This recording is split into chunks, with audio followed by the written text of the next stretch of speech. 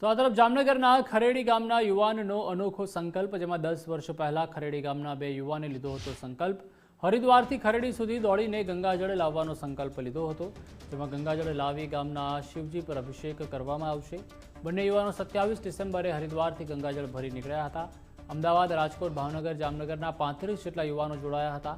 3 જાન્યુઆરીએ શિવજી પર અભિષેક કરવામાં આવશે. તો રનિંગમાં 7 ટીમ તૈયાર કરાઈ છે. એક ટીમમાં 5 જેટલા રનર પણ છે. સંકલ્પ યાત્રામાં 17 વર્ષથી લઈને 48 વર્ષ સુધીના લોકો જોડાયા હતા.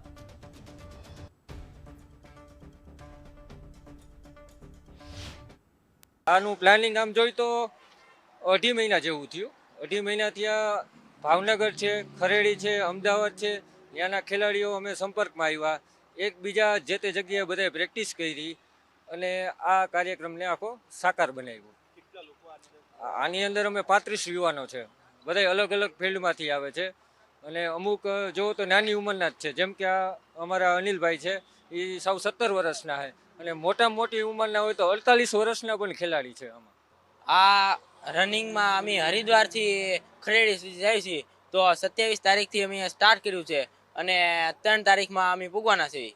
ને આ અમારે સંકલ્પમાં કુલ 7 ટીમો છે. 7 ટીમને એક ટીમમાં 4 કલાક દોડવાનું આવે છે. તો અમે 1 સેકન્ડ પણ ત્યાં ઊભા રહેતા નથી અને કન્ટિન્યુ રનિંગ શરૂ જ રહે છે. હું છેલ્લા દોઢ બે મહિનાથી આની તૈયારી કરતો હતો અને રોજ કલાક કે અડધી કલાક તૈયારી કરતો હતો અને આમાં જવા માટે મને ખૂબ જ ગર્વ અનુભવ થયો છે. નવયુવક ચેરિટેબલ ટ્રસ્ટના યુવાનો દ્વારા એક હરિદ્વાર થી લઈ અને ખરેડી સુધીની એક યાત્રાનું આયોજન કરવામાં આવ્યું હતું. જે ગંગાજળ પવિત્ર કહી શકાય, એ પવિત્ર ગંગાજળ હરિદ્વારથી લઈ અને જે ખરેડી ખાતે મહાદેવનું જે શિવલિંગ છે ત્યાં એ જળ અર્પણ કરવા માટેનું એક સંકલ્પ એ આ યુવાનો દ્વારા કરવામાં આવ્યો હતો.